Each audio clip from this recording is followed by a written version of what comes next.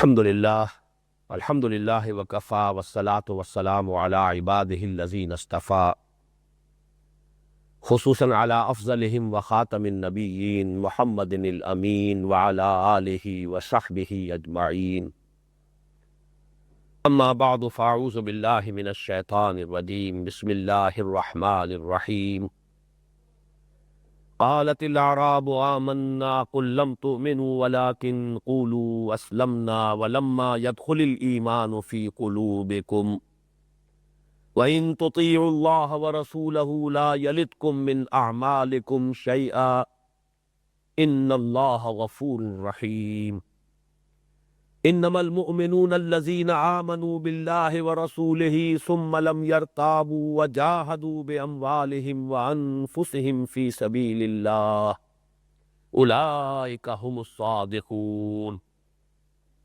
قل تعلمون الله بدينكم والله يعلم ما في السماوات وما في الأرض والله بكل شيء عليم يمنون عليك أن أسلموا قل لا تمنوا علي إسلامكم بل الله يمن عليكم أن هداكم للإيمان إن كنتم صادقين إن الله يعلم غيب السماوات والأرض والله بصير بما تعملون صدق الله العظيم۔ گزشتہ نشست میں سورۃ الحجرات کی آیت نمبر 14 کے حوالے سے اسلام اور ایمان کے مابین فرق کے ضمن میں گفتگو ہو رہی تھی۔ اس سلسلے میں میں چاہتا ہوں کہ سب سے پہلے یہ بات نوٹ کر لیں کہ عام طور پر قرآن حکیم میں اسلام اور ایمان اور مومن اور مسلم مترادف اور ہم معنی الفاظ کی حیثیت سے استعمال ہوئے، ایک دوسرے کی جگہ بھی استعمال ہو جائیں گے اور بالکل ہم معنی اور مترادف الفاظ کے طور پر۔ اس کی وجہ بھی واضح ہے، جس طرح ہم کہتے ہیں تصویر کے دو رخ، ایک ہی حقیقت کے دو رخ ہیں، باطن میں ایمان، عمل میں ظاہر میں اسلام، ایک انٹیگریٹڈ پرسنالٹی، ایک شخصیت کہ جو ایک نفسیاتی اعتبار سے ایک وحدت ہے، اس کا یہ ظاہر و باطن در حقیقت ایک دوسرے سے گہرے طور پر مربوط ہے۔ تو ایمان بھی ہے، اسلام بھی ہے۔ اب اسے چاہے مومن کہہ لیجئے چاہے مسلم کہہ لیجئے، call the rose by any name it will smell as sweet۔ اس کے لیے میں چاہتا ہوں کہ خاص طور پر دو مقامات آپ کے سامنے رکھوں۔ سورہ ذاریات میں فرمایا فَأَخْرَجْنَا مَنْ كَانَ فِيهَا مِنَ الْمُؤْمِنِينَ فَمَا وَجَدْنَا فِيهَا غَيْرَ بَيْتٍ مِّنَ الْمُسْلِمِينَ۔ جس قوم پر اللہ تعالیٰ کا وہ عذاب آیا جس کا ذکر ہو رہا ہے، آیات 35 اور 36 ہے سورہ ذاریات کی، یہاں یہ مومنین اور مسلمین کا لفظ بالکل ہم مانی۔ فَأَخْرَجْنَا مَنْ كَانَ فِيهَا مِنَ الْمُؤْمِنِينَ، اس بستی میں جو بھی اہل ایمان تھے انہیں ہم نے نکال لیا عذاب کے آنے سے پہلے۔ فَمَا وَجَدْنَا فِيهَا غَيْرَ بَيْتٍ مِّنَ الْمُسْلِمِينَ، اور نہیں پایا ہم نے اس میں سے کوئی ایک بھی گھر مسلمانوں کے سوا، مسلمانوں کا بس ایک ہی گھر تھا اور اسی میں سے ہم نے جو صاحب ایمان جو تھے وہی مومن تھے وہی مسلم تھے انہیں نکال لیا۔ تو معلوم ہوا کہ یہ دونوں الفاظ جو ہیں یہ بالکل ہم معنی ہیں۔ اسی طرح سورہ نساء کی آیت نمبر 94 میں فرمایا وَلَا تَقُولُوا لِمَنْ أَلْقَىٰ إِلَيْكُمُ السَّلَامَ لَسْتَ مُؤْمِنًا، اے مسلمانوں جو کوئی شخص تمہیں سلام کرے، اس کا پس منظر یہ ہے کہ جب کہ ابھی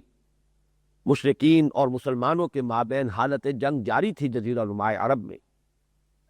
ابھی فیصلہ کن مرحلہ نہیں آیا تھا مسلمانوں کے غلبے کا، اسلام کے غلبے کا، تو فرض کیجئے کہ مسلمانوں کا کوئی لشکر کسی طرف جا رہا ہے، کوئی شخص درمیان میں ملا ہے، وہ السلام علیکم کہتا ہے، یعنی وہ اپنے مسلمان ہونے کا اظہار کر رہا ہے کہ میں مسلمان ہوں، لیکن نظر آیا بظاہر کہ اس کے پاس کچھ مال ہے، اگر ہم اس کا اسلام تسلیم نہ کریں، اسے مشرک یا کافر سمجھ کر قتل کر دیں تو اس کا مال غنیمت کے طور پر ہم اس پر قبضہ کر سکتے۔ تو ایک ٹیمپٹیشن پیدا ہوتی تھی کہ یہ کہا جائے کہ تم مومن نہیں ہو، تم جھوٹ موٹ کا دعویٰ کر رہے ہو، تم صرف اپنی جان بچانے کے لیے یا اپنا مال بچانے کے لیے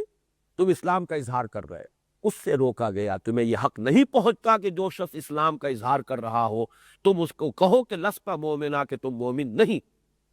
تمہیں قبول کرنا ہو۔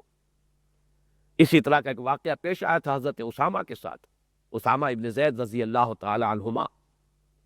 ایک جنگ میں دو بدو مقابلہ ہوا ان کا ایک مشرک سے، کافر سے،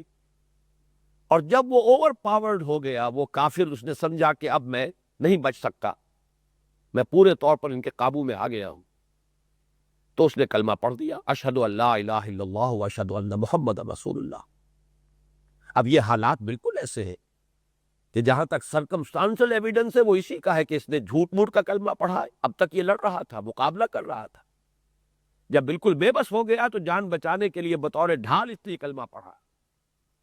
تو چونکہ اس کے لیے بہت ہی مضبوط گراؤنڈ موجود تھا یہ گمان کرنے کے لیے،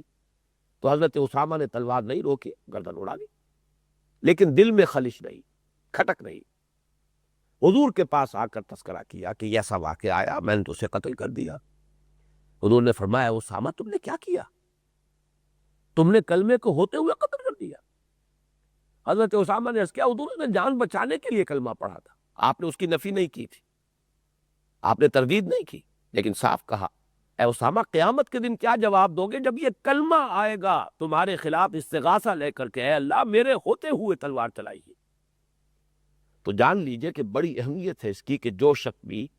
اسلام کا اظہار کرے، ہم اس کو یہ کہیں کہ تم مومن نہیں ہو، یہ بات بالکل یعنی یوں سمجھیے کہ خارج از بحث ہے، الا یہ کہ البتہ اس میں ایک استثناء ہوگا، کسی شخص کے بارے میں ہمیں اور کچھ معلوم نہیں، تب تو یہی حکم ہوگا جو میں بیان کر چکا ہوں۔ لیکن فرض کیجئے کہ اس شخص کے بارے میں معلوم ہوتا ہے کہ اس نے کلمہ تو پڑھا تھا لیکن یہ تو ختم نبوت کا قائل نہیں ہے، یہ کلمہ تو پڑھتا ہے لیکن یہ قرآن کے بارے میں یہ سمجھتا ہے کہ یہ محمد کا اپنا کلام ہے، یہ کلمہ تو پڑھتا ہے لیکن یہ بعث بعد الموت کا قائل نہیں، یہ کلمہ تو پڑھ رہا ہے لیکن یہ جنت اور دوزخ کو نہیں مانتا۔ اب تکفیر ہوگی، تکفیر ایک ثانوی عمل ہے، لیکن جہاں ایسی کوئی شے موجود نہیں ہے کہ جس کی بنا پر تکفیر کی جا سکے۔ اصل میں لفظ تکفیر کے معنی چھانٹ دینا، دھو دینا، جیسے کہ آتا ہے کفر عنا سیئاتنا، اللہ دور کر دے ہم سے ہماری برائیوں کو۔ تو تکفیر ہے مسلمانوں میں سے ان کو چھانٹ دینا، علیحدہ کر دینا، جدا کر دینا کہ جو واقعتاً مسلمان نہیں ہیں، لیکن اس کی بنیاد ہوگی کوئی کہ ان کے قول میں، ان کے عقیدے میں، ان کے موقف میں کوئی بات ایسی ہے کہ جو ایمان کی جو بنیادی تعلیمات ہیں ان کے منافی، اس بنیاد پر تکفیر ہونا یہ ثانوی بات ہے۔ لیکن جس شخص کے بارے میں اور کچھ معلوم نہیں ہے اس کا ایمان کا دعویٰ ہم رد نہیں کر سکتے، ہم یہ نہیں کہہ سکتے لست مومنا، تو ہرگز مومن نہیں۔ بہرحال اس کے علاوہ بھی ویسے یہ مضمون تو چونکہ قرآن مجید کا بہت ہی عام مضمون ہے اور بہت تفصیل سے اس میں حوالے دیے جا سکتے ہیں۔ خود اسلام اتنی بلند شے ہے کہ حضرت ابراہیم، حضرت اسماعیل علیہ السلام کی دعا منقول ہوئی ہے سورہ بقرہ میں، ربنا وجعلنا مسلمین لک ومن ذریتنا امۃ مسلمۃ لک، اے اللہ مجھے، ہم دونوں کو، باپ بیٹا کو، ابراہیم اور اسماعیل علیہ السلام دعا کر رہے ہیں، ہم دونوں کو اپنا فرما بردار، اپنا مسلم بندہ بنائے رکھ، اور ہماری امت میں سے بھی، ہماری نسل میں سے بھی، ہماری اولاد میں سے بھی ایک امت مسلمہ برپا کی۔ تو اسلام تو بہت بڑی شے ہے، بہت بلند شے ہے، لیکن اسلام اور ایمان کا فرق جو کیا جا رہا ہے وہ بھی اپنی جگہ پر اس کو سمجھنا اور اس کا محل اور مقام اور اس کی اہمیت کو معین کرنا ہی اپنی جگہ ہے۔ تو پہلی بات تو میں نے آپ کے سامنے یہ عرض کی کہ قرآن مجید میں اکثر و بیشتر اسلام اور ایمان اور مسلم اور مومن مترادف اور ہم معنی الفاظ کے طور پر مستعمل ہیں۔ البتہ اس میں ذرا ایک پوائنٹ اور نوٹ کر لیجئے، اور اس کے ساتھ ہی دو جوڑے اور بھی ہیں اصطلاحات کے کہ جن میں یہی نسبت ہے، اور وہ نسبت کیا ہے؟ عام اور خاص کی نسبت۔ جیسے یہ ہے مومن اور مسلم، ایسے ایک لفظ ہے جہاد اور قتال، جس پر تفصیلی گفتگو کل ہوگی انشاءاللہ، جہاد اور قتال۔ اسی طرح ایک جوڑا ہے نبی اور رسول۔ یہ تین جو ہے پیئرز ہیں اصطلاحات کے، قرآن مجید کی بنیادی اصطلاحات کے تین جوڑے، ان تینوں کے مابین جو ہے دو فرق جو ہے ایک ایک جوڑے کے، ان میں وہی نسبت خاص اور عام ہے۔ یعنی مومن خاص ہے، مسلم عام ہے۔ ہر مومن تو لازماً مسلم ہوگا، ہر مسلم کا مومن ہونا ضروری نہیں ہے۔ اسی طریقے سے قتال خاص ہے، جہاد عام ہے۔ قتال تو لازماً جہاد ہے، لیکن ہر جہاد لازماً قتال نہیں ہوتا۔ اسی طرح رسول اور نبی ہے، ہر رسول تو لازماً نبی ہے، لیکن ہر نبی رسول نہیں ہوتا۔ نبی عام ہے، رسول خاص ہے، جہاد عام ہے، قتال خاص ہے، اسلام عام ہے، ایمان خاص۔ اب دوسرا نقطہ یہ نوٹ کیجئے، قرآن مجید میں بعض ایسے مقامات ہیں جہاں دو ایمان سامنے آتے ہیں۔ اب آپ اس کے ایمان کے دو پہلو کہہ لیں، ایمان کی دو قسمیں کہہ لیں، ایمان کے دو درجے کہہ لیں، ویسے تو ایمان کے کمیت کے اعتبار سے تو درجوں میں بے شمار ہوں گے درجے۔ ایک عام ہم میں سے کسی شخص کا ایمان ہے، اور ایک ایمان ابو بکر صدیق کا ہے، اور ایک ایمان محمد رسول اللہ کا ہے صلی اللہ علیہ وسلم و رضی اللہ تعالی عنہ کہ نسبت خاک را با عالم پاک۔ خیر ہمارے ایمان کی تو کسی عام صحابی کے ایمان سے بھی کیا نسبت ہوگی، لیکن خود صحابہ میں بھی ظاہر بات ہے کہ فرق مراتب تھا۔ ابو بکر کا ایمان اور ایک عام صحابی کا ایمان بڑا زمین و آسمان کا فرق ہوگا درجات کے اعتبار سے، لیکن دو بیسک کیٹیگریز ہیں ایمان کی، اس کی طرف اشارہ ملتا ہے۔ ایک تو سورہ نساء کی آیت نمبر 136 میں، یا ایھا الذین آمنوا آمنوا باللہ ورسولہ والکتاب الذی نزل علی رسولہ والکتاب الذی انزل من قبل۔ اے ایمان والو، ایمان لاؤ اللہ پر اور اس کے رسول پر اور اس کتاب پر جو اس نے اپنے رسول پر نازل کی اور اس کتاب پر جو اس نے پہلے نازل کی۔ اب یہاں دیکھیے اسلوب ہے، اے ایمان والو ایمان لاؤ، کیا معنی ہوئے؟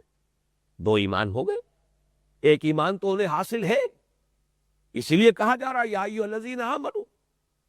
لیکن کوئی اور ایمان ہے جو ابھی حاصل نہیں ہے، جس کے اصول کی ترغیب دی جا رہی ہے۔ یا ایھا الذین آمنوا آمنوا باللہ ورسولہ والکتاب الذی نزل علی رسولہ والکتاب الذی انزل من قبل، سورۃ النساء آیت 136۔ یہی انداز ہے سورہ صف کی آیت 10 اور 11 کا۔ یا ایھا الذین آمنوا سے خطاب ہے، یا ایھا الذین آمنوا هل ادلکم علی تجارۃ تنجیکم من عذاب علیم تؤمنون باللہ ورسولہ وتجاہدون فی سبیل اللہ باموالکم وانفسکم ذالکم خیر لکم ان کنتم تعلمون۔ اہل ایمان، کیا تمہیں وہ کاروبار بتایا جائے، کیا میں تمہیں وہ تجارت بتاؤں جو تمہیں جہنم سے، دردناک عذاب سے چھٹکارا دلا دے، نجات دلا دے؟ ایمان لاؤ اللہ پر اور اس کے رسول پر، اور جہاد کرو اس کی راہ میں، کھپا دو اس میں اپنی جانیں بھی اور اپنے مال بھی، یہی تمہارے لیے بہتر ہے اگر تم سمجھو۔ معلوم ہوا خطاب بھی یا ایھا الذین آمنوا تھے، اور پھر ان کو کہا جا رہا ہے ایمان لاؤ، جیسے کہ ایمان لانے کا حق ہے۔ تو یہ دو مقامات اس اعتبار سے اہم ہیں کہ ثابت ہو رہا ہے کہ ایمان دو مختلف ایمان ہیں از روئے قرآن، یعنی اس کے لیے کوئی اور خارجی دلیل نہ بھی ہو تو قرآن مجید کی ان داخلی شواہد سے ثابت ہے کہ یہ دو قسمیں ہیں ایمان کی، یہ دو ایمان کو ایک دوسرے سے مختلف ہیں۔ یہی ہے در حقیقت کہ جس کو سورہ حجرات میں ایمان اور اسلام کی دو علیحدہ علیحدہ اصطلاحات کے حوالے سے ممیز کر دیا گیا۔ ایک ایمان ہے اقرار باللسان والا ایمان، ایک ایمان ہے تصدیق بالقلب والا ایمان، ایک ایمان ہے ظاہری ایمان، ایک ایمان ہے باطنی اور حقیقی ایمان۔ یہ دو ایمان ہے۔ پہلے ایمان کو آپ قانونی ایمان کہہ لیں، زبانی ایمان کہہ لیں یا اسلام کہہ لیں، اور دوسرے ایمان کو حقیقی ایمان کہہ لیں یا مجرد ایمان کا لفظ آئے گا تو اس کے معنی وہی ہوں گے کہ وہ تصدیق قلبی والا ایمان ہوگا۔ یہ ہے در حقیقت کہ جو اس آیت مبارکہ کا، اور یہ جان لیجئے کہ یہ مقام میرے علم کی حد تک منفرد ہے قرآن مجید میں، اگرچہ دو ایمانوں کا تذکرہ 21ویں مقام پر بھی ہے، اور وہ سورہ مائدہ کی آیت نمبر 93 ہے۔ وہاں تذکرہ کیا گیا ہے کہ اے مسلمانوں، جب تک شراب کی آخری حرمت کا حکم نہیں آیا تھا، اگر تم پیتے رہے ہو تو اگرچہ وہ نجس تھی، اگرچہ وہ ممنوع تھی، حرام تھی، لیکن اس کی وجہ سے اب اپنے دل پر کوئی بوجھ محسوس نہ کرو۔ لیکن جب آخری حکم آ گیا تو مسلمانوں کو بڑی تشویش ہوئی، یہ اگر کوئی نجس شے تھی اور یہ اتنی ہی بری شے تھی تو ہم تو پیتے رہے، ہمارے تو وجود کا جز بن چکی، ہمارے اندر جو ہے اس کے اثرات گویا کہ قائم ہو گئے۔ اس تشویش کو رفع کرنے کے لیے فرمایا گیا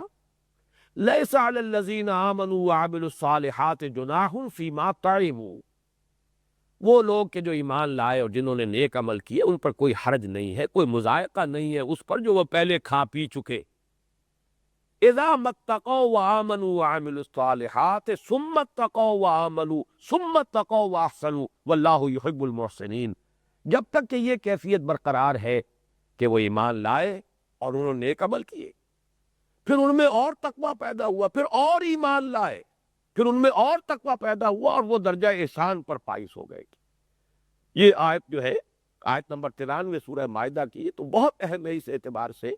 کہ یہاں 3 لیول کا تعین ہو رہا ہے، ایک ایمان پہلا، ایک ایمان دوسرا اور ایک احسان۔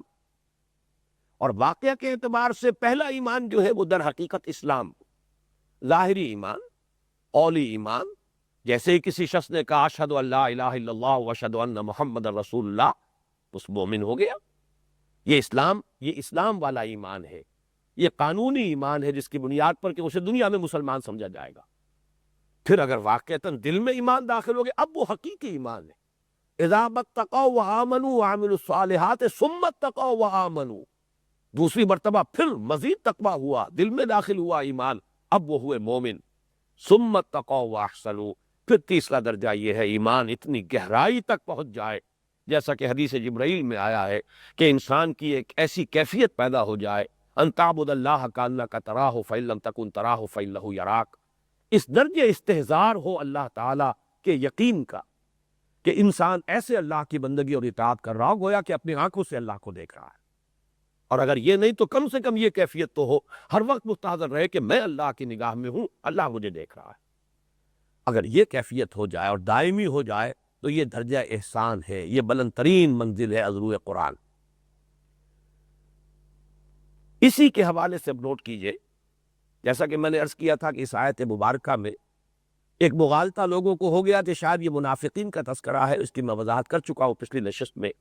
لیکن حوالہ دینا چاہتا ہوں کہ امام ابن تیمیہ رحمۃ اللہ علیہ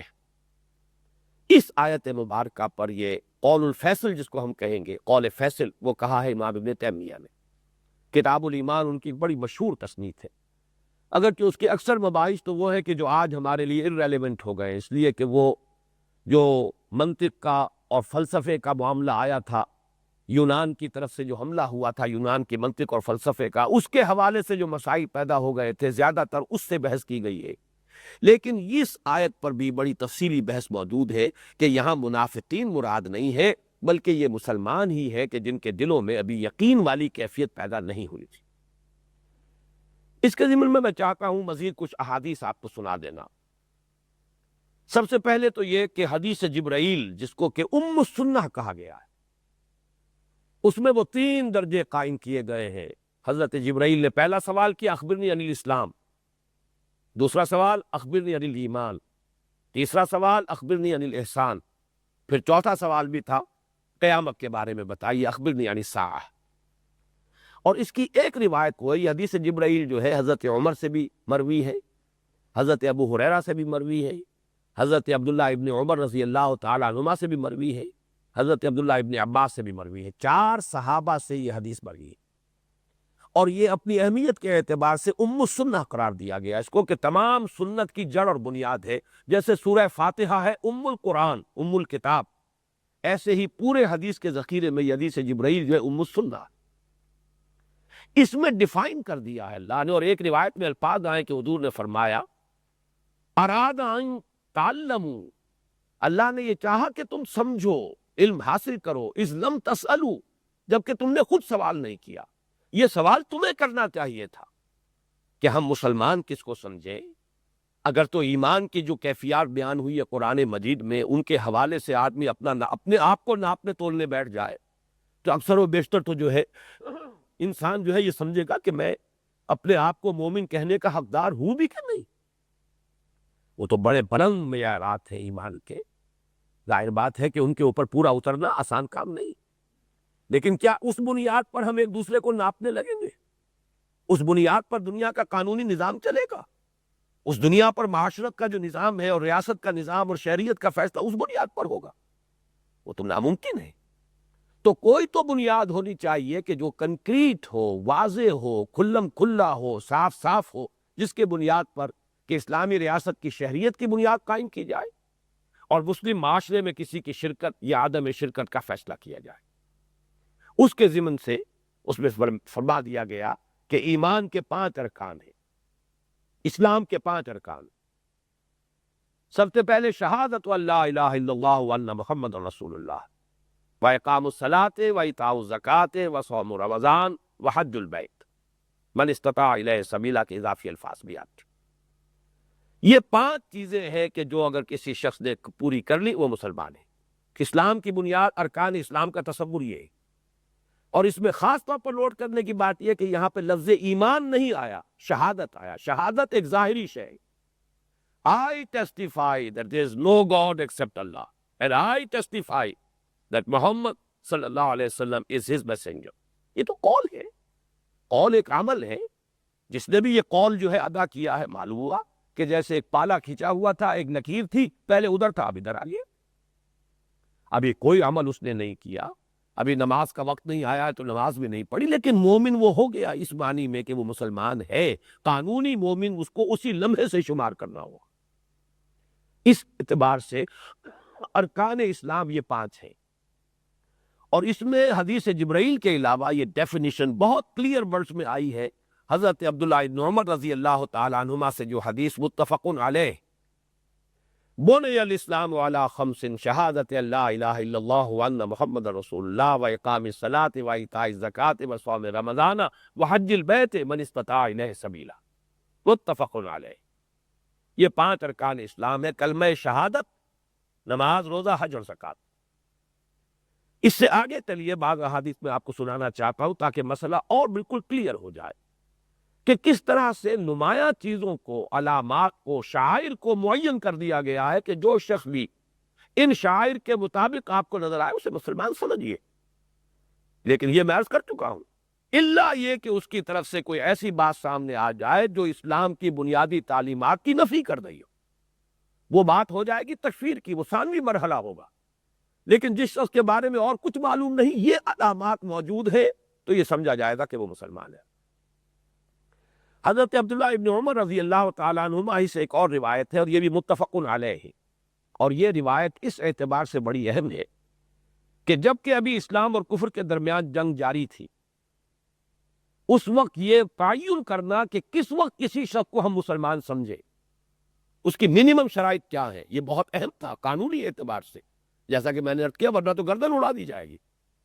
اس وقت تو حالت جنگ ہے اسلام اور کفر کے مابین۔ اگر کوئی شخص مسلم نہیں ہے، اگر وہ اس کا اسلام واجب التسلیم نہیں ہے، تو وہ پھر واجب گردن زدری ہے۔ اس اعتبار سے عن ابن عمر رضی اللہ عنہما قال قال رسول اللہ صلی اللہ علیہ وسلم امرت ان اقاتل الناس، حضور نے ارشاد فرمایا مجھے حکم ہوا ہے کہ میں لوگوں سے جنگ جاری رکھوں، حتی یشہدوا اللہ الہ الا اللہ وان محمد رسول اللہ، یہاں تک کہ وہ گواہی نے اس بات کی کہ اللہ کے سوا کوئی معبود نہیں، اور یہ کہ محمد اللہ کے رسول ہے صلی اللہ علیہ وسلم۔ وَيُقِيمُ الصَّلَاةَ وَيُؤْتُوا الزَّكَاةَ، نماز قائم کرے، زکوٰۃ ادا کرے۔ فَإِذَا فَعَلُوا ذَلِكَ عَصِمُوا مِنِّي دِمَاءَهُمْ وَأَمْوَالَهُمْ إِلَّا بِحَقِّ الْإِسْلَامِ، جب وہ یہ کام کر دیں گے تو پھر انہوں نے بچا لیا مجھ سے اپنی جانوں کو بھی اور اپنے اموال کو بھی۔ اب مسلمان تسلیم کیے جائیں گے، ان کی جانیں بھی محفوظ ہو گئی، ان کے مال بھی محفوظ ہو گئے۔ الا بحق الاسلام، اسلام کا کوئی حق واقع ہو جائے ان پر تو بات اور ہے، یعنی اسلام کا حق ہے زکوٰۃ، زکوٰۃ تو لی جائے گی، جبرن بھی لی جائے گی۔ اسی طریقے سے ان کے ہاتھوں اگر کسی مسلمان کا قتل ہو گیا ہے، قتل خطا، اس کی دیت لی جائے گی، جبرن بھی لی جائے گی۔ یا فرض کیجئے کسی مسلمان نے چوری کی، اس کا ہاتھ کاٹا جائے گا۔ وہ ہے قانون شریعت کا کہ تابع کوئی شے بات ہو جائے، کہیں کسی زد میں آ جائے قانون کی کسی دفعہ کے تو بات اور ہے، ورنہ ان کی جان اور مال محفوظ ہو گئے۔ وَحِسَابُهُمْ عَلَى اللَّهِ، باقی یہ کہ وہ اسلام لائے تھے تو نیک نیتی سے لائے تھے یا بدنیتی سے لائے تھے، ایمان دل میں تھا یا نہیں، اس کا فیصلہ اللہ کرے گا، یہ اس کے ذمے ہے، یہ حساب میرے ذمے نہیں، اللہ کے ہے۔ وَحِسَابُهُمْ عَلَى اللَّهِ، اس کا حساب اللہ کے ذمے ہے۔ دنیا میں تو جس نے کہا اشہد ان لا الہ الا اللہ واشہد ان محمد رسول اللہ، اور نماز قائم کرنے اور زکوٰۃ ادا کرنے کا عہد کرے، اب وہ گویا کہ ہماری طرف سے وہ مسلمان تسلیم کر لیا گئی۔ میں یہاں پہ یاد دلا دوں کہ اسی حدیث کا حوالہ دیا تھا حضرت ابوبکر صدیق نے رضی اللہ تعالی عنہ۔ مانعین زکوٰۃ، جنہوں نے انکار کیا تھا زکوٰۃ ادا کرنے سے، ان کے خلاف جہاد کا جب فیصلہ کیا، قتال کا فیصلہ کیا، جنگ کا فیصلہ کیا حضرت ابوبکر نے، تو بعض صحابہ نے انہیں کچھ مصلحت بینی کا مشورہ دیا، جس میں کہ حضرت عمر بھی شریک ہے رضی اللہ تعالی عنہ، کہ اس وقت ذرا مصلحت وقت کو دیکھیے، 2 محاذ تو پہلے کھلے ہوئے ہیں۔ ایک تو حضور نے جو جیش اسامہ تیار کیا تھا، آپ اس کو بھی روکنے کے لیے تیار نہیں، کہ جو لشکر حضور نے تیار کیا ہو میں کیسے روکوں؟ گویا کہ سلطنت روما کے ساتھ ٹکراؤ والا محاذ جو ہے وہ بھی کھلا ہوا ہے۔ ادھر جو نئے جھوٹے نبی کھڑے ہو گئے، ان سے تو قتال کرنا ہی کرنا ہے، اس میں کسی اختلاف کی گنجائش ہی نہیں، ان کے خلاف تو جنگ ہو گئی۔ اب 2 محاذ، ایک باہر ایک اندر، پہلے سے کھلے ہوئے، یہ تیسرا محاذ نہ کھولیے، حالات کو دیکھیے۔ حضور کے انتقال کے بعد مسلمانوں کے دل ویسے بھی زخمی ہیں، مورال گرا ہوا ہے، 2 محاذ پہلے سے ہے، تیسرا نہ کھول۔ یہ مشورہ تھا جو حضرت عمر تک نے دیا ہے رضی اللہ تعالیٰ عنہ۔ حضرت ابوبکر نے اسی حدیث کا حوالہ دیا، اور یہ در حقیقت یہ بالکل مطابق ہے، خود سورہ توبہ کی آیت میں بھی یہی الفاظ آئے، جب قتال کی دھمکی دی گئی تھی کہ اذن سلخ الاشہر الحرم فاقتلوا المشرکین حیث وجدتموہم، کہ جب یہ محترم مہینے ختم ہو جائیں تو قتل عام شروع کر دو مشرکین کا، تو اس میں بھی جو فرمایا گیا کہ کون سی علامات ہیں جو وہ پوری کر دیں تو پھر ان کی جانیں محفوظ ہو جائیں گی، ان میں بھی یہی 3 چیزیں ہیں، شہادت اور نماز اور روزہ، کلمہ شہادت، نماز اور روزہ۔ تو حضرت ابوبکر نے بھی نماز اور زکوٰۃ، حضرت ابوبکر نے بھی اسی کا حوالہ دیا کہ جب حضور نے اور قرآن نے کم سے کم شرطیں 3 قرار دی ہیں تو اس سے کم پر میں مصالحت نہیں کر سکتا، بلکہ بہت ہی ملامت کے انداز میں حضرت ابوبکر نے حضرت عمر سے کہا کہ عمر، تم جاہلیت میں تو بڑے سخت تھے، اب اسلام میں اتنے نرم ہو گئے۔ اور پھر اپنی عظیمت کا جو اظہار کیا ہے حضرت ابوبکر صدیق نے کہ خدا کی قسم اگر کوئی اور میرے ساتھ نہ نکلا تو میں تنہا جاؤں گا اور جنگ کروں گا۔ مانعین زکوٰۃ جو زکوٰۃ دینے سے انکار کر رہے ہیں، یہ تیسرا محاذ ہو، چوتھا محاذ ہو، اس کی کوئی پرواہ نہیں ہے۔ بہرحال، اور جو الفاظ ان کے تھے وہ اب تو کہ بات تو طویل ہو رہی ہے، لیکن سنا دینا چاہتا ہوں کہ عظیمت کا یہ مظاہرہ سامنے آ جائے۔ فرمایا ایبدل الدین وانا حی، کیا دین میں ترمیم کی جائے گی جبکہ ابھی میں زندہ ہوں؟ میرے ہوتے ہوئے، میرے جیتے جی یہ نہیں ہو سکتا۔ تو یہ حدیث جو ہے اس اعتبار سے مہر پہن۔ ایک اور حدیث ہے حضرت انس سے رضی اللہ تعالی عنہ، عن انس رضی اللہ عنہ انہ قال قال رسول اللہ صلی اللہ علیہ وسلم من صلی صلاتنا واستقبل قبلتنا واکل ذبیحتنا فذلک المسلم الذی لہ ذمۃ اللہ وذمۃ رسولہ فلا تغفر اللہ فی ذمتہ، رواہ البخاری، صحیح بخاری کی روایت ہے۔ فرمایا جو شخص ہماری طرح سے نماز پڑھتا ہے، ہمارے ہی قبلے کی طرف رخ کرتا ہے، ہمارا ذبیحہ کھاتا ہے، تو یہ وہ مسلم ہے کہ جس کے لیے اللہ اور اس کے رسول کی طرف سے امان ہے۔ تو دیکھو اللہ اور اس کے رسول کی طرف سے جو امان جس کو ملی ہے، اس کے اندر جو ہے کوئی کمی بیشی نہ کرو۔ یہ بھی ظاہری چیز ہے، جو نظر آنے والی چیز ہے۔ ایک مسلمان ہے، وہ ذبیحہ مسلمانوں کا کھا رہا ہے، مسلمانوں کی طرح نماز پڑھ رہا ہے، قبلہ جو ہے اس کا وہی ہے، تو اس کو اب آپ کسی بنیاد پر، جیسا کہ میں نے عرض کیا، اگر کوئی اور بات ہے کہ جس کی بنا پر تکفیر ہو تو وہ بالکل دوسری بات ہے، لیکن جب کوئی اور بات نہیں ہے تو خام خواہ اس کے بارے میں ہمیں کسی شک و شبے کا اظہار کرنے کی ضرورت نہیں، اسے اسلامی معاشرے میں شریک سمجھا جائے گا، اسلامی ریاست کی شہریت کے حقوق اسے حاصل دیں گے۔ ایک اور روایت سنیے، یہ بھی حضرت انس سے ہے، عن انس رضی اللہ عنہ ان رسول اللہ صلی اللہ علیہ وسلم قال امرت ان اقاتل الناس حتى يقولوا لا اله الا الله وان محمد رسول الله فاذا شهدوا ان لا اله الا الله وان محمد رسول الله واستقبلوا قبلتنا واكلوا ذبيحتنا وصلوا صلاتنا حرمت علينا دماؤهم واموالهم الا بحقها۔ یہ وہی روایت جو 2 پہلے ہم پڑھ چکے ہیں، گویا کہ وہ اس کا مضمون یہاں جمع ہو گیا ہے۔ مجھے حکم دیا گیا ہے کہ میں لوگوں کے ساتھ جنگ جاری رکھوں یہاں تک کہ وہ کہے، زبان سے اقرار کرے کہ اللہ کے سوا کوئی معبود نہیں اور محمد صلی اللہ علیہ وسلم اللہ کے رسول ہے۔ پھر جب وہ یہ گواہی دے دیں اور وہ ہمارے ہی قبلے کی طرف رخ کریں اور ہماری ہی طریقے سے نماز پڑھیں، اور پھر یہ کہ ہمارا ذبیحہ کھائیں، تو ان کی جانیں اور ان کے مال ہم پر حرام ہو گئے۔ اب ہمیں حق حاصل نہیں ہے کہ کوئی دست درازی کرے ان کے جانوں پر یا ان کے مال پر۔ ایک بہت ہی اہم روایت اور ہے، وہ میں سنانا چاہتا ہوں۔ عن عبید اللہ ابن علی ابن الخیار رضی اللہ عنہ قال، حضرت عبید اللہ ابن علی رضی اللہ تعالی عنہ سے یہ مروی ہے، وہ فرماتے بینما رسول اللہ صلی اللہ علیہ وسلم جالس بین ظہر الناس اذ جاءہ رجل فسارہ۔ ایک روز اسی طرح حضور صلی اللہ علیہ وسلم صحابہ کے مابین تشریف فرما تھے کہ ایک شخص آیا اور اس نے کوئی سرگوشی کی، جیسے کہ علیحدہ سے گفتگو کرنا چاہ رہا ہو، کھل کر بات نہیں کر رہا تھا، دوسرے لوگ نہ سنے۔ سارہ، یہ باب مفعلہ ہوا سر سے، خفیہ طریقے سے کچھ گفتگو کی، سرگوشی کی۔ فلم نظر ما سارہ، تو ہمیں کچھ پتہ نہیں چلا کہ اس نے کیا خفیہ بات کی ہے، یہ خاموشی سے جو سرگوشی کی ہے کیا کی ہے، ہم نہیں سمجھ سکے۔ حتیٰ جہر رسول اللہ صلی اللہ علیہ وسلم، یہاں تک کہ خود حضور صلی اللہ علیہ وسلم نے اپنی آواز بلند کر لی۔ فَإِذَا هُوَ يَسْتَأْذِنُهُ فِي قَتْلِ رَجُلٍ مِّنَ الْمُنَافِقِينَ، تو حضور نے جب بلند آوازی سے گفتگو کی تو ہمیں معلوم ہو گیا کہ مسئلہ کیا ہے۔ وہ شخص ایک شخص کو قتل کرنے کی اجازت طلب کر رہا تھا حضور سے، جس کے بارے میں گمان یہ تھا کہ وہ منافقین میں سے ہے۔ اب ہو سکتا ہے اس سے ذاتی جھگڑا بھی ہو، ذاتی اناد بھی ہو، اس کی بنا پر وہ قتل کرنا چاہتا ہے، لیکن اس بنیاد پر قتل کرنا چاہتا ہے، ورنہ تو یہ کہ مسلمان کے قتل کا جو ہے پھر اس سے حساب کتاب لیا جائے گا، قصاص ہو جائے گا، اس کی اپنی جان جائے گی، یا اس کے مقتول کے جو بھی ورثاء ہیں اگر دیت لے لے تب تو پیچھا چھوٹے گا، ورنہ جان کے بدلے جان ہوگی۔ تو حضور سے اجازت لینے آیا ہے، اور اس بنیاد پر لے رہا ہے کہ وہ منافق ہے، آپ مجھے اجازت دے دیجیے کہ میں اسے قتل کر دوں۔ تو محسوس ایسا ہوتا ہے اس حدیث کے بین السطور سے کہ حضور نے پہلے تو اسے خاموشی سے سمجھانے کی کوشش کی، جب وہ نہیں سمجھا تو پھر آپ نے بلند آواز سے وہ بات کہی تاکہ دوسرے لوگ بھی سن لیں۔ فَإِذَا هُوَ يَسْتَأْذِنُهُ فِي قَتْلِ رَجُلٍ مِّنَ الْمُنَافِقِينَ، تو ہمیں معلوم ہو گیا کہ وہ شخص اجازت طلب کر رہا تھا حضور سے منافقین میں سے ایک شخص کو قتل کرنے۔ فَقَالَ رسول اللہ صلی اللہ علیہ وسلم حِينَ جَهَرَ، تو جب حضور نے اپنی آواز بلند کر کے فرمایا تو ہمیں معلوم ہوا کہ آپ نے یہ فرمایا الیس یشہد ان لا الہ الا اللہ وان محمد رسول اللہ، کیا وہ شخص گواہی نہیں دیتا کہ اللہ کے سوا کوئی معبود نہیں اور یہ کہ محمد اللہ کے رسول ہے؟ فقال الرجل بھلا،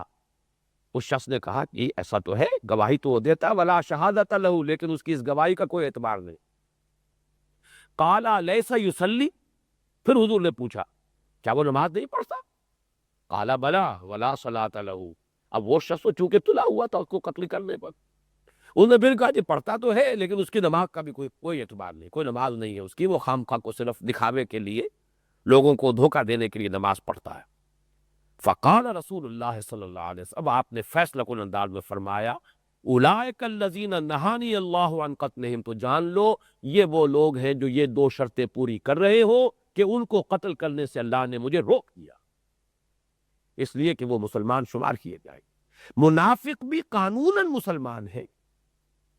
اس لیے کہ وہ یہ تمام شرطیں پوری کر رہا ہے، وہ تو جھوٹ بول رہا ہے، علیحدہ بات ہے، اللہ کے علم میں ہے، اللہ کے رسول بھی جانتے ہیں، بہت سے لوگوں کے بارے میں اللہ نے صراحتاً مطلع فرما دیا ہے حضور کو۔ پھر یہ کہ حضور بہرحال قیافے سے اتقوا فراست المومن فإنہ ینظر من نور اللہ، مومن کی فراست سے بچو، ڈرو، اس لیے کہ وہ تو اللہ کے نور سے دیکھتا ہے۔ تو حضور صلی اللہ علیہ وسلم کا معاملہ تو اس میں ظاہر بات ہے کہ بلند ترین سطح پر ہے، تو یہ ہم گمانی نہیں کر سکتے کہ کسی منافق کا نفاق حضور کی نگاہ سے چھپا ہوا ہوگا، لیکن اپنی جگہ پر منافق جو ہے قانونی طور پر مسلمان ہے، جب تک کہ قانون اسلامی کی کوئی دفعہ لاگو نہ ہو جائے،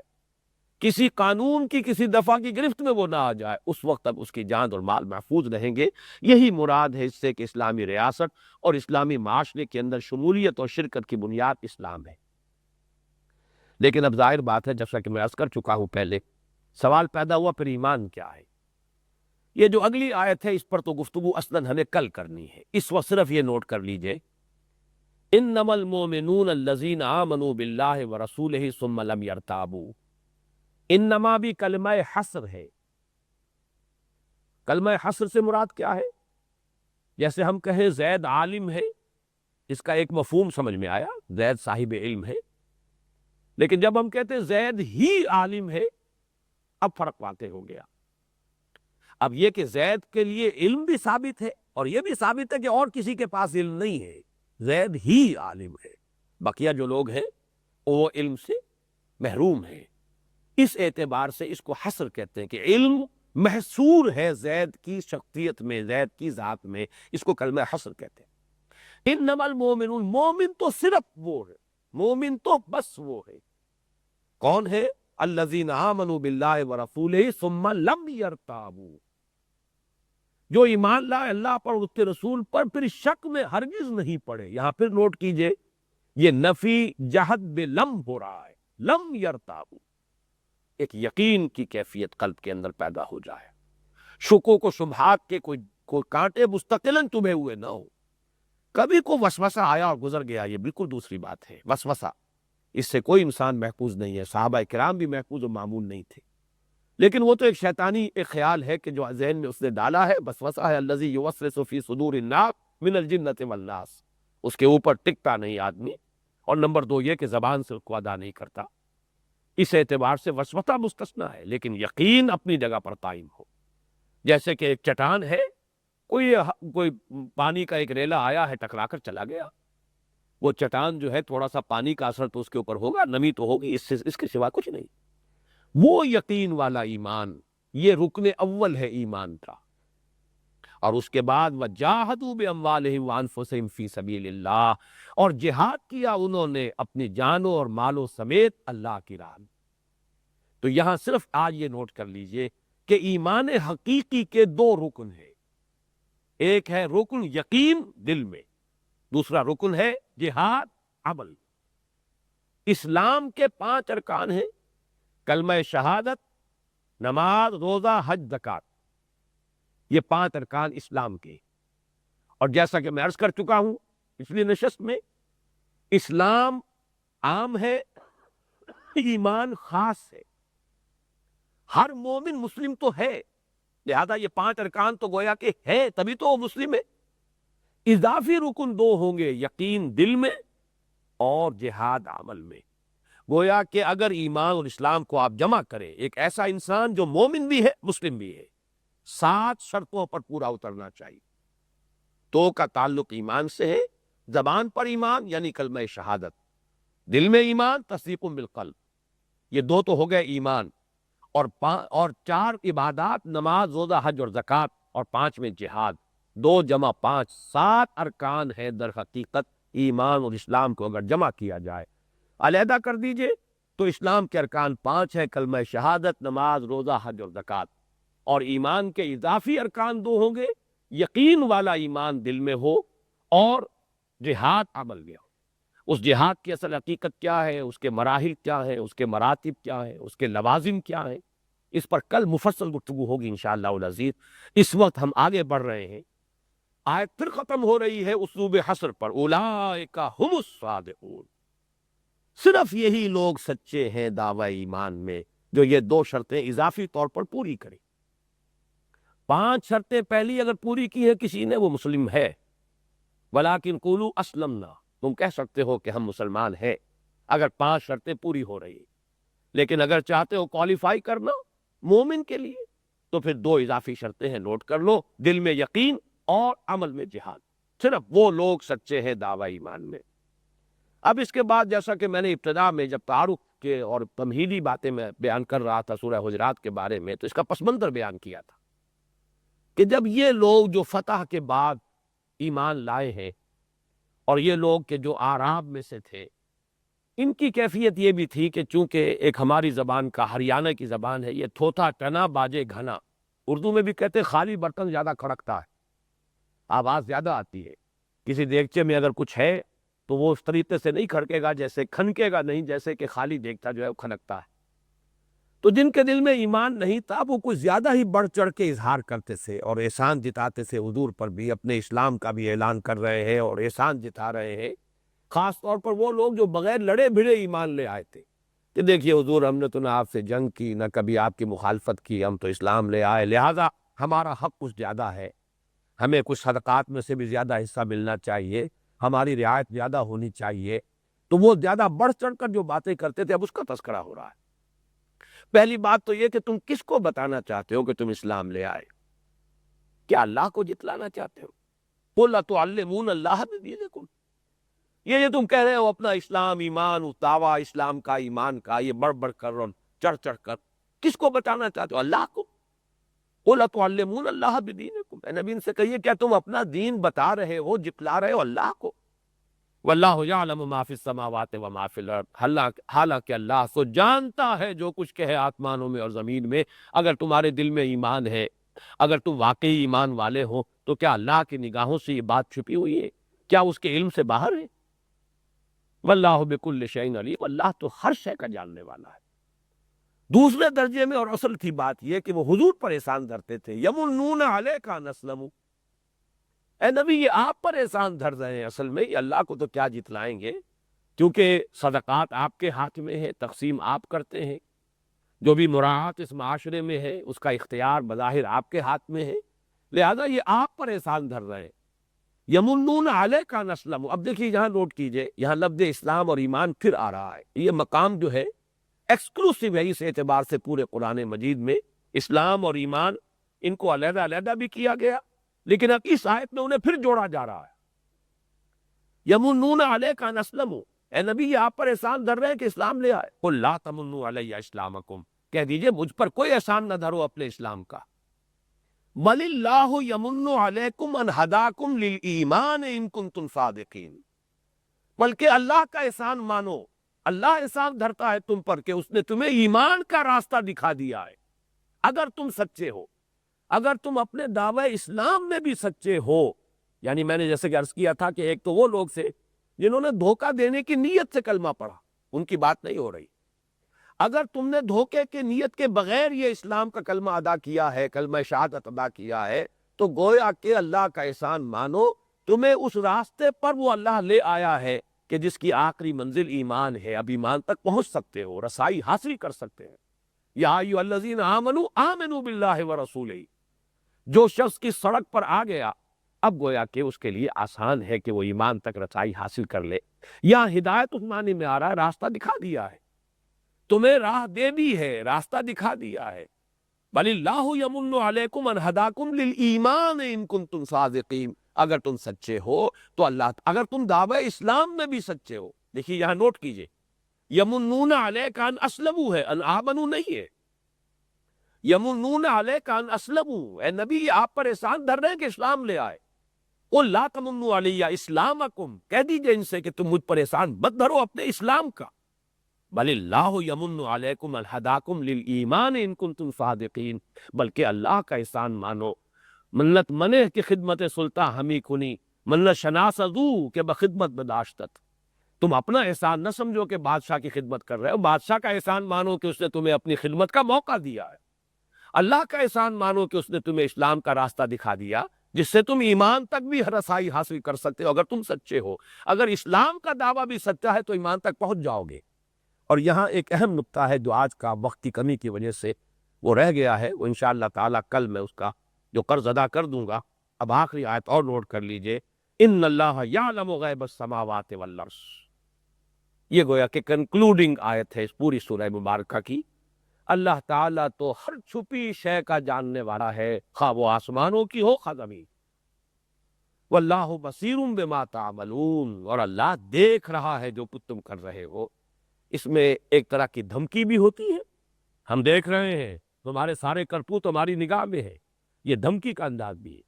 اور ہم دیکھ رہے ہیں تمہاری قربانیاں، تمہارا ایثار، تمہارے اعمال صالحہ، اے نبی آپ کا اہل ایمان کے درمیان چلنا پھرنا سب ہماری نگاہوں میں، فَإِنَّكَ بِأَعْيُنِنَا۔ اب یہاں پہ صاحب ایمان کے لیے ایک گویا کہ ہمت افزائی کا کلمہ ہے، وَاللَّهُ بَصِيرٌ بِمَا تَعْمَلُونَ،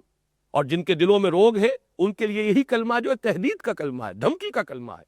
اللہ جانتا ہے جو کچھ کہ تم کر رہے ہو، اللہ دیکھ رہا ہے جو کچھ کہ تم کر رہے ہو۔ تو یہ گویا کہ دونوں طرف اس کا مفہوم موجود ہے۔ اللہ تعالی ہمیں ایمان حقیقی سے بہرہ اندوز فرمائے، اور جو اس کے ارکان ہیں اضافی، ارکان اسلام کے علاوہ ان پر مستضاد ان کے تقاضوں کو پورا کرنے کی توفیق عطا فرمائے۔ بارک اللہ لی و لکم فی القرآن العظیم ونفعنی وایاکم بالآیات والذکر الحکیم۔ 1 منٹ ذرا ٹھہر جائیے یہیں جہاں پر بھی آپ حضرات ہیں، کل کے بارے میں نوٹ کر لیجئے۔ اس سورہ مبارکہ کی اہم ترین آیت، ہمارے لیے اہم ترین، اس لیے کہ یہ اسلام کی بحث، ہم تو مسلمان ہیں اللہ کے فضل و کرم سے، مسلمانوں کے گھر میں پیدا ہوئے ہیں۔ آج کی یہ گفتگو زیادہ تر علمی نوعیت کی تھی، اصولی بحث تھی۔ ہمارے لیے عملی اعتبار سے اہم ترین آیت وہ ہے جس کو میں نے آج چھوڑا ہے کہ اس پر تفصیلی گفتگو کل ہوگی۔ اگر ہمارے دل میں کوئی امنگ ہے، کوئی آرزو ہے، کوئی تمنا ہے کہ ہم مومن بنے حقیقی معنی میں، اور قیامت کے دن اللہ تعالی ہمیں مانے کہ یہ ہمارا بندہ مومن بندہ ہے، تو اس کی شرائط کیا ہے؟ وہ ایمان حقیقی، اس پر بھی غور کرنا ہوگا، وہ کہاں سے حاصل ہوتا ہے، اور یہ جہاد اس کے تقاضے کیا ہیں، اس کے مراحل کیا ہیں، اس کے مدارج کیا ہیں، اس کے لوازم کیا ہیں، تاکہ ہم ایمان کے ان تقاضوں کو اللہ تعالی ہمیں اس کی توفیق دے کہ ہم انہیں صحیح طور پر سمجھ کر پورا ادا کر سکیں۔ لہذا کل کے لیے خصوصی طور پر دعوت دے رہا ہوں، اگر کہ عام تو معمول ہمارا ہفتے میں ایک ہی روز کے درس کا بن گیا ہے، لیکن کل کے لیے اضافی آپ جو ہے